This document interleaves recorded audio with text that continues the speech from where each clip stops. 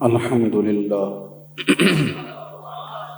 الحمد للہ رب العالمین والعاقبۃ للمتقین والصلاة والسلام علی سید الانبیاء والمرسلین وعلی آلہ واصحابہ اجمعین اما بعد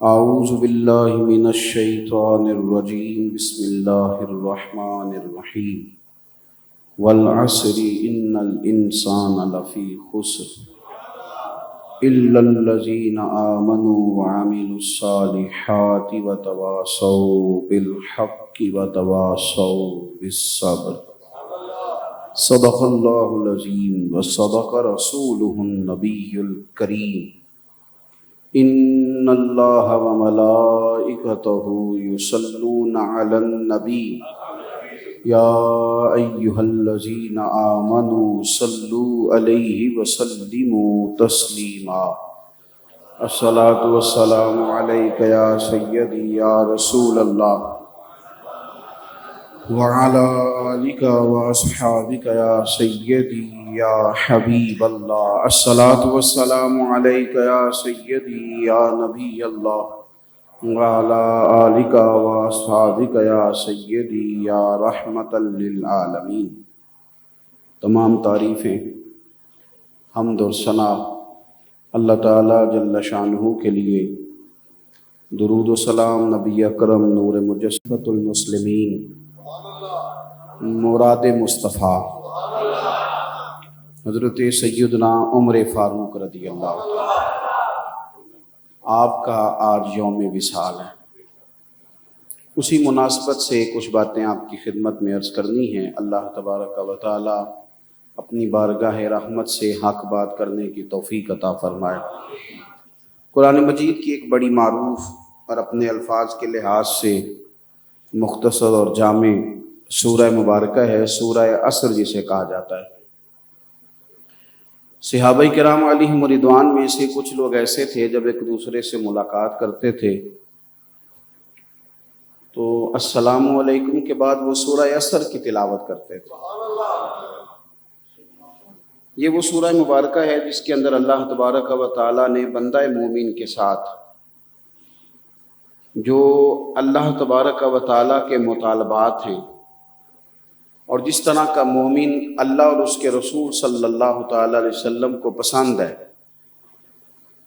اس صورت کے اندر اللہ تعالیٰ نے اس چیز کو بیان فرما دیا ہے۔ بہت لمبی چوڑی تشریحات نہیں، بہت لمبی چوڑی تفصیلات نہیں، ایک مختصر اور جامع بات۔ آپ کسی تفسیر میں نہ جائیں اور کسی بھی اور سمت اگر سفر نہ کریں تو خالی اس سورہ مبارکہ کا ترجمہ اس کو اپنے اوپر اپلائی کریں، آپ غور کریں کہ یہ سورہ مبارکہ ہم سے کس طرح کا بڑا مطالبہ کرتی ہے۔ بندہ مومن کے اندر جب حق کے راستے میں آزمائش آئی تو پھر ایک دوسرے کو صبر کی بھی تلقین کرتے رہے۔ یہ چار باتیں ایمان، ہمارے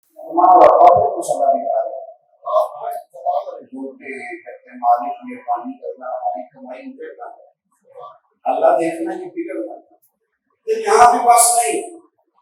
کسی ایک بندے سے ملاقات ہوئی تو کام نہیں کہتے کس کے لیے دعا ہے، مہربانی۔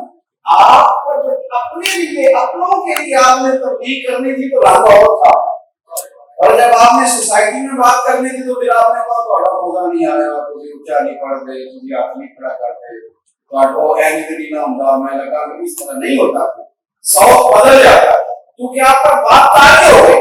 سیدنا عمر فاروق رضی اللہ تعالیٰ عنہ پر نہ دین تاری تھا، پوری طرح رسول پاک کی شریعت تاری تھی، لہذا کسی بندے کو بھی ادھر ادھر ہونے کی اجازت، ان کی طبیعت جوش مارتی، وہ کسی کو دائیں بائیں ہونے نہیں دیتے، مثال نہیں تھا، طبیعت ہی نہیں دیتے ہوتے تھے، کیونکہ پوری طرح لڑوا تھا۔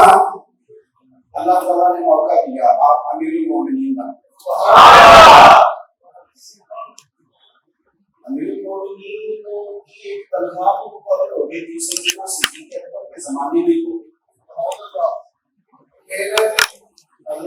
زمانے میں مال بھی آنے لگا، 25,000 دینار بدری سے آبا کو ملے. یہ ساری چیزیں ان کے پاس موجود تھیں اور ان کو وہ حصہ بھی ملتا تھا، اور اپنا ہی نہیں ملتا تھا، ڈبل ملتا تھا، جناب عبداللہ ابن عمر کا بھی ملتا تھا. لیکن ان کے کپڑے ساری زندگی پیبند والے رہے. آپ میری بات کو سمجھیں. کچھ لوگوں کی پسند یہ ہے کہ میں نے دین پہ عمل کرنا، اور ان کو نا جوش آتا تھا. وہ ملک شام گئے جب اپنے کچھ گورنروں سے ملاقات کرنے، تو دیکھا انہوں نے کہ گورنروں نے ریشمی کپڑے پہن لیے، بعض نے مہنگے لباس پہن لیے، بعض لوگوں نے گھوڑے رکھ لیے. تو جناب عمر فاروق کو اتنا جوش آیا کہ گھوڑے سے نیچے اتر گئے، سنگریزے اٹھائے زمین سے. بادشاہ کو پتہ نہیں ہوتا میں نے کوئی ایسی حرکت نہیں کرنی لوگوں کو عجیب نہ لگے. آپ نے کبھی خطیب صاحب دیکھے ہیں باہر گلی میں فٹ بال کھیلتے؟ اور نہیں یار، مطلب میں اب ممبر پہ بیٹھتا ہوں، امام صاحب ہوں، خطیب صاحب ہوں، اب یہاں میں اگر کہہ کا بھی لگاؤں گا تو لوگ کہیں گے تو کیا کر رہا ہے. لیکن اگر جوش جذبات ہو پھر رنگ بدل جاتا ہے. حضرت عمر نے نا سنگریزے زمین سے اٹھائے اور زور زور سے ان لوگوں کو مارنے لگے. فرمانے لگے اتنے اتنے مہنگے جوڑے پہن لیے، اتنے اتنے مہنگے گھر بنا لیے، اتنی جلدی تم نبی پاک کا طریقہ بھول گئے ہو، اور اتنی جلدی تم لوگوں نے اجمیوں کا طریقہ اپنا لیا ہے. اندر جوش تھا نا. صرف حضرت ابو عبیدہ بن جراح، ان کو میرے نبی نے کہا تھا یہ میری امت کا امین ہے، امین الامت حضرت ابو عبیدہ بن جراح. ان سے جب ملنے گئے نا، ان کی کیفیت یہ تھی کہ گھوڑے کی زین بچھا کے وہ زمین پہ لیٹے ہوئے تھے. ملاقات ہوئی، حضرت عمر نے جن لوگوں نے مہنگے گھر بنائے تھے ان سے روٹی نہیں مانگی. حضرت ابو عبیدہ پھٹے پرانے کپڑے زمین پہ سو رہے، کہنے لگے میں نے تو روٹی کھانی تھی یار. تو جناب ابو عبیدہ نے نا تھیلے میں ہاتھ ڈالا تو خشک روٹی نکالی، کہا ہے نا روٹی، یہ کھا نا. جناب عمر کہتے ہیں خشک روٹی میں نے کھائی تو میری بھی آنکھوں میں آنسو آ گئے. حضرت ابو عبیدہ بھی رو پڑے. تو جناب عمر کہنے لگے ابو عبیدہ تو وہی ہے یار، تو نہیں بدلا، تو وہیں کھڑا ہے جہاں مدینے والے رسول نے ہمیں کھڑا فرمایا. تو پتر آ نہیں سکا، اماں کا جنازہ اٹھا تو بیٹا آ نہیں سکا. یہ مسئلہ روزی روٹی کا نہیں، یہ مسئلہ کار کوٹھی کا ہے، یہ مسئلہ جائیدادوں کا ہے. روزی روٹی تو یہاں بھی چلتی ہے، کار کوٹھی کا مسئلہ ہے، بنگلے کا مسئلہ ہے. یہ کروڑوں لاکھوں آ جائیں یہ وہ والا چکر ہے.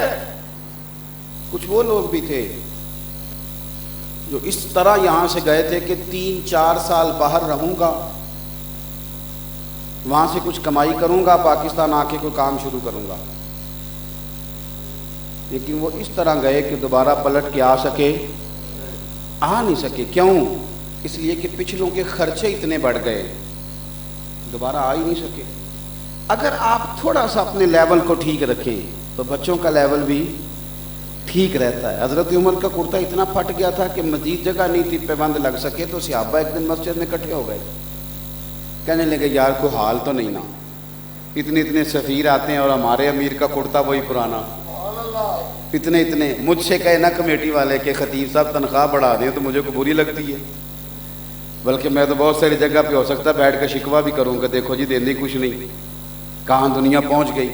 حضرت عمر فاروق رضی اللہ تعالیٰ عنہ کے بارے میں میٹنگ ہو رہی ہے، عمر سے کہنا کرتا بدل لے. اور پھر یہ ہے کہ حضور علیہ السلام کے زمانے میں تو ظاہراً غربت تھی، جناب صدیق اکبر کے دور میں بھی معاملہ ایسا تھا. اب تو اللہ نے وسعت دے دیا تو کرتا وہی پرانا. میٹنگ ہو گئی، کہنا چاہیے جی بالکل جی طے ہو گیا. ایک صحابی بولے، کہنے لگے یہ تو ٹھیک ہے کہنا چاہیے، وہ دلیر بندہ بھی بتاؤ جو عمر سے بات کرے گا، لاؤ نا یار ذرا وہ دلیر بندہ بھی بلاؤ. آپ کی میں بات نہیں کرتا، میرے بھی اب بال کچھ سفید ہو گئے ہیں، کچھ آگے کچھ پیچھے. ویسے سفید بالوں والوں کو بھی واٹس ایپ چلانا آ گیا ہے، سفید بالوں والے بھی اب صحیح کر کے کہتے ہیں کئی دفعہ منڈیاں دی خواہش ہی تو اڑنا فوٹو کھچان دی، تو بیچ میں وہ بھی کھڑے ہو جاتے ہیں.